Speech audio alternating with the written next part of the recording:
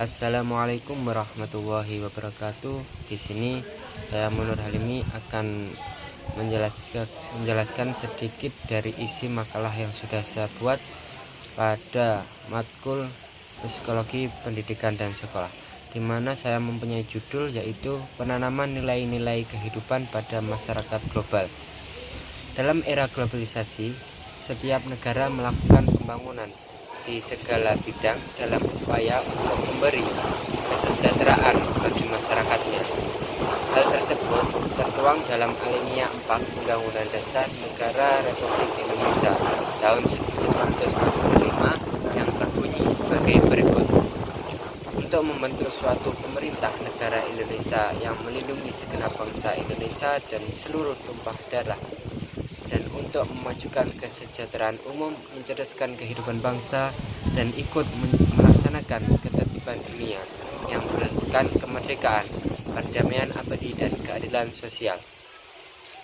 Dalam Undang-Undang Dasar Negara tersebut harus mengandung isi yang mewajibkan bahwasannya pemerintah dan lain-lain penyelenggara negara untuk memelihara budi pekerti kemanusiaan yang luhur dan memegang teguh cita-cita moral rakyat yang luhur.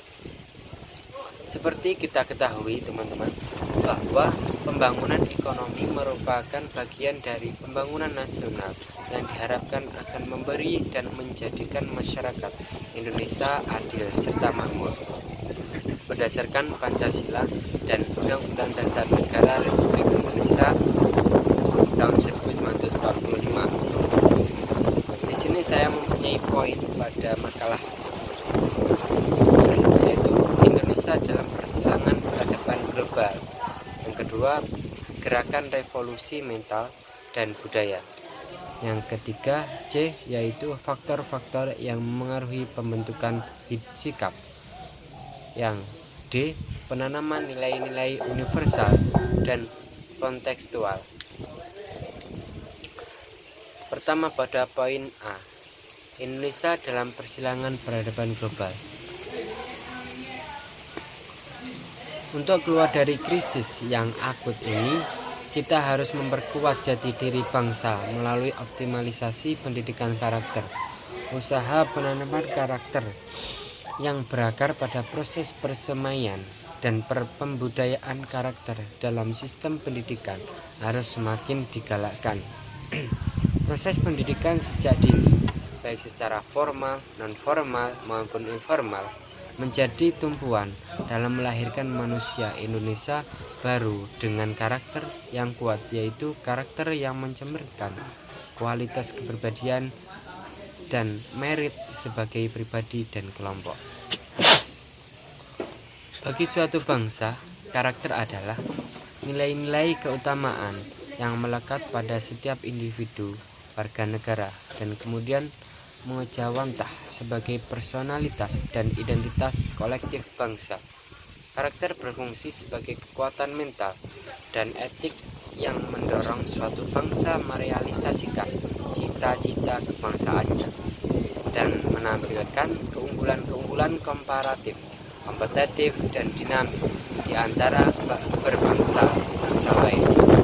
Nilai-nilai keutamaan seperti bekerja keras, menghargai waktu, dan berhemat dalam etika Protestan umpamanya telah mendorong kebangkitan dan kemajuan bangsa-bangsa barat.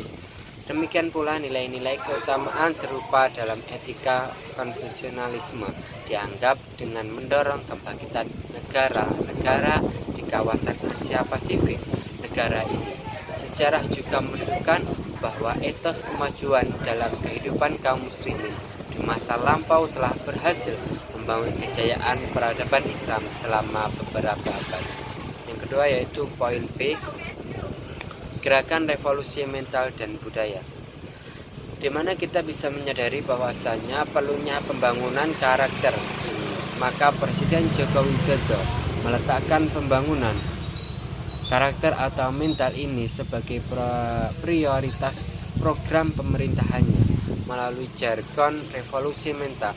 Dalam konteks ini, pendidikan ditempatkan sebagai ranah yang sangat strategis untuk penanaman nilai-nilai revolusi mental.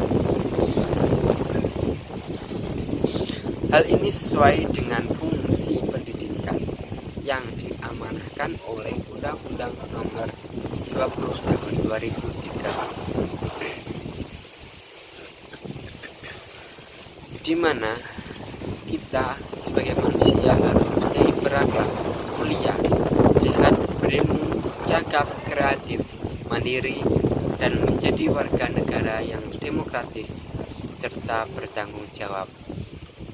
Jika ditelaah, sesungguhnya fungsi pendidikan nasional memiliki keterpaduan dengan nilai-nilai revolusi mental. Bila situasi lingkungannya sedikit berubah menjadi kompleks, misalnya ketika kita sedang lapar dan ditawari makanan yang kebetulan kita sukai, seharusnya kita akan mengatakan, "Iya, saya menerima," dan menerima dengan senang hati. Lalu tiba-tiba kita menyadari bahwa tawaran itu hanya sekedar basa-basi, maka sangat mungkin kita menolak, walaupun penolakan itu bertentangan dengan kata hati dan sikap terhadap makanan tersebut. Dalam hal ini, teman, kita bisa menyadari bahwa norma subjektif lebih berperan menentukan bentuk perilaku kita dibandingkan sikap yang kita pegang.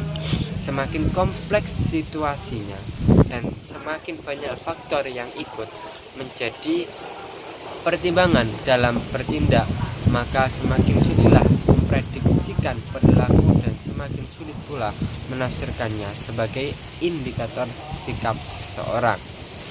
Lanjut ke poin yang C. Faktor-faktor yang memengaruhi pembentukan sikap individu dalam interaksi sosialnya.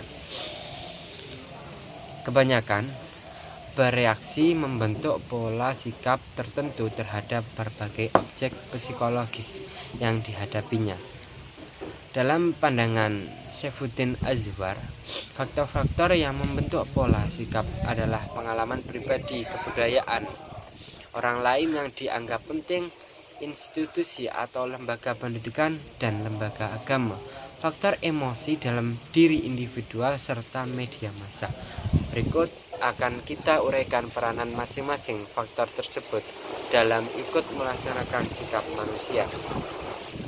Para ahli psikologi berusaha mengklasifikasikan atau menggolong-golongkan motif yang ada dalam diri manusia atau suatu organisme ke dalam beberapa golongan menurut pendapatnya masing-masing. Oleh karena itu, hingga saat ini, detik ini, terdapat berbagai cara dalam mengklasifikasikan motif Indonesia. Motif ada yang mengklasifikasikan motif berdasarkan pada reaksi seseorang terhadap stimulus yang datang, ada yang mendasarkan pada asal-usul tingkah laku, ada pula yang berdasarkan pada tingkah kesadaran orang bertingkah laku, di samping dasar-dasar lainnya. Masuk kepada poin yang kedua, penanaman nilai-nilai universal dan kontekstual.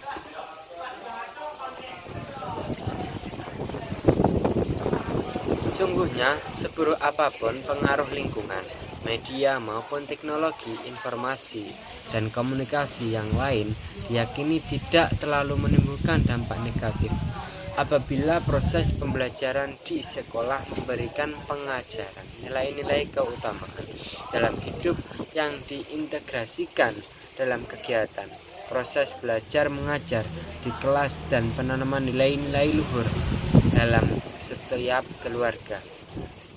Dalam konteks inilah diperlukannya pengajaran nilai-nilai luhur dalam hidup, atau bisa kita sebut dengan living values. Diharapkan dengan adanya itu dapat menjadi sarana bagi pendidik untuk mengenalkan pendekatan pendidikan yang didasarkan dengan nilai-nilai yang baik. Konsekuensi dari pengelolaan seperti itu adalah terjalinnya komunikasi yang efektif antara sekolah dan masyarakat. Terlibatan masyarakat dalam pengelolaan dan pembangunan kurikulum menjadi sangat penting.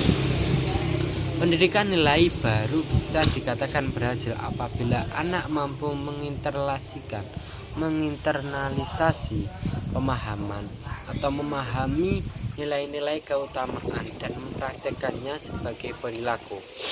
Kesehatan baik di sekolah maupun dalam lingkungan keluarga. Hal ini berarti untuk melihat kemajuan perilaku siswa setidak-tidaknya memerlukan waktu sekitar 6 bulan sampai 12 bulan mengingat apa yang dilakukan bukan sekedar mentransfer mengetahui melainkan pembentukan afeksi dan konasi. Oleh karena itu, guru maupun orang tua sebelum menjadi fasilitator dalam program pendidikan nilai-nilai hidup harus benar-benar telah memahami apa yang akan dilakukan dan mampu memberikan contoh perilaku secara tepat. Itu tadi poin A sampai D. Dan di sini bisa kita simpulkan bahwasanya kehidupan bangsa Indonesia masih diwarnai dengan krisis moral dan karakter. Krisis ini menyentuh 3 dimensi. Pertama, krisis integrasi dan pandemi korupsi. Akibatnya kejujuran dan integritas menjadi barang mahal negara dan masyarakat. Kepercayaan antar penyelenggaraan negara rendah. Perilaku tak amanah pada berbagai lapis kepemimpinan. Kita sudah terlalu lama membiarkan praktik-praktik dalam berbangsa dan bernegara dilakukan dengan cara tidak jujur, tidak memegang etika, tidak memegang moral, tidak bertanggung jawab, tidak dapat diandalkan, dan tidak bisa dipercaya. Dengan kata lain, sebagai bangsa, kita kehilangan nilai-nilai integritas. Poin yang kedua, lemahnya etos kerja, kreativitas, dan daya saing nasional. Indonesia makin tertinggal dari negara-negara lain, teman-teman, akibat orientasi materialisme dan merebaknya budaya instan dalam memenuhi orientasi hidup pragmatis. Kita memiliki ketergantungan antar impor makin tinggi pada berbagai produk barang dan jasa, padahal SDA dan manusia melimpah.